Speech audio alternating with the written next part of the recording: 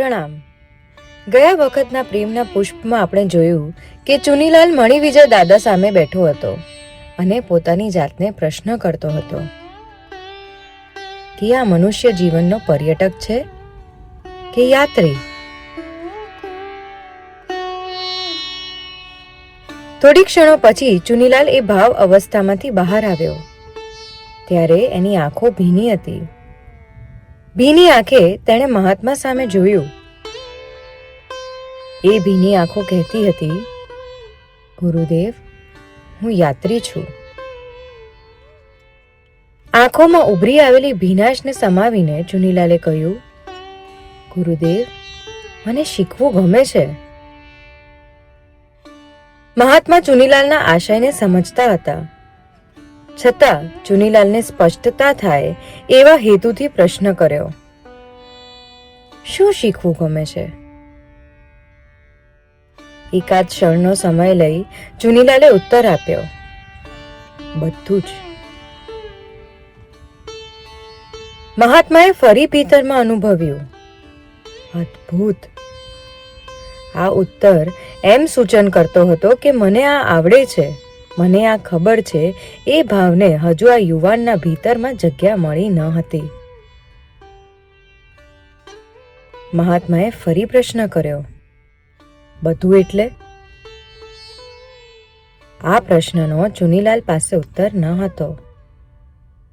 એણે જિજ્ઞાસા ભાવે મહાત્માની સામે જોયું. મહાત્માએ એની આંખોમાં મૂંઝવણ જોઈ. મહાત્માએ આંખોમાં એ પણ જોયું કે પોતાને બધું આવડવું જ જોઈએ એવી જીદ ત્યાં ન હતી, પણ ઊંડી જિજ્ઞાસા હતી.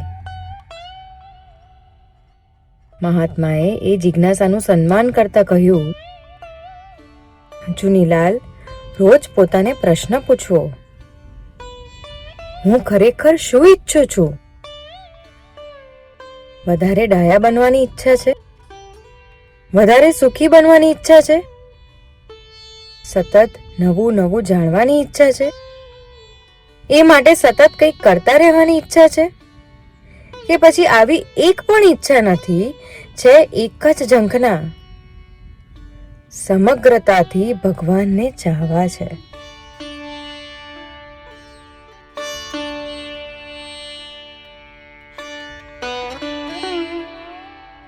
છેલ્લો વિકલ્પ સાંભળતા જ ચુનીલાલની આંખોમાં ચમક આવી.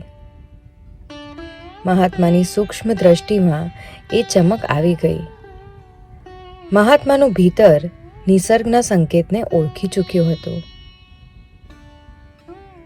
મહાત્મા એકદમ સ્પષ્ટ હતા. એમને કાંઈ કરવાનું ન હતું. નિસર્ગના આદેશને અનુસરવાનું હતું અને એમ જ થઈ રહ્યું હતું. છેલ્લો વિકલ્પ ચુનીલાલના ભીતરમાં પડઘાઈ રહ્યો હતો. ભીતર એમાં હકાર અનુભવતું હતું. એ વિકલ્પનું પડઘાવું અને હકારનું અનુભવન ચુનીલાલને ઊંડાણથી રચતું હતું.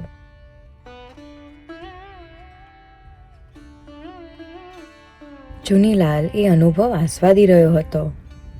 આથી ઢળેલી આંખે મૌન હતો.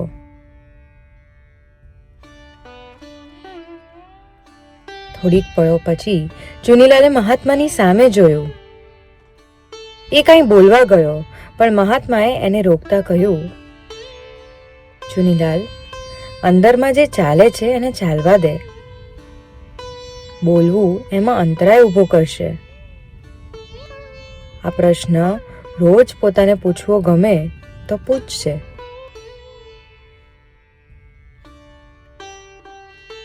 ચુનીલાલને એમની વાત ગમી. થોડી ક્ષણો એમ જ બેસી રહ્યો.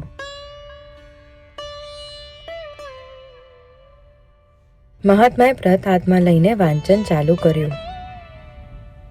થોડી ક્ષણો પછી ઋણ સ્વીકાર ભાવે મહાત્માને વંદન કરી ચુનીલાલ ત્યાંથી નીકળ્યો ત્યારે અંદરમાં એ પ્રશ્ન સહજ ભાવે ઘૂંટાતો હતો અને એનો ઉત્તર સ્પષ્ટ થતો જતો હતો.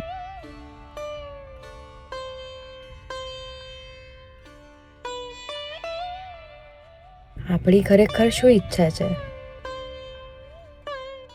વધારે ડાયા બનવાની ઈચ્છા છે? વધારે સુખી બનવાની ઈચ્છા છે?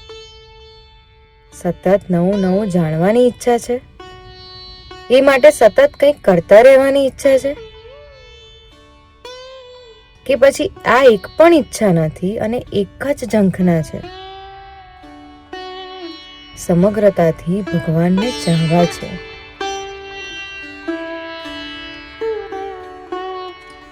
ઓમ શ્રી સિદ્ધિ સુરેશ્વર સદગુરુભ્યો નમઃ.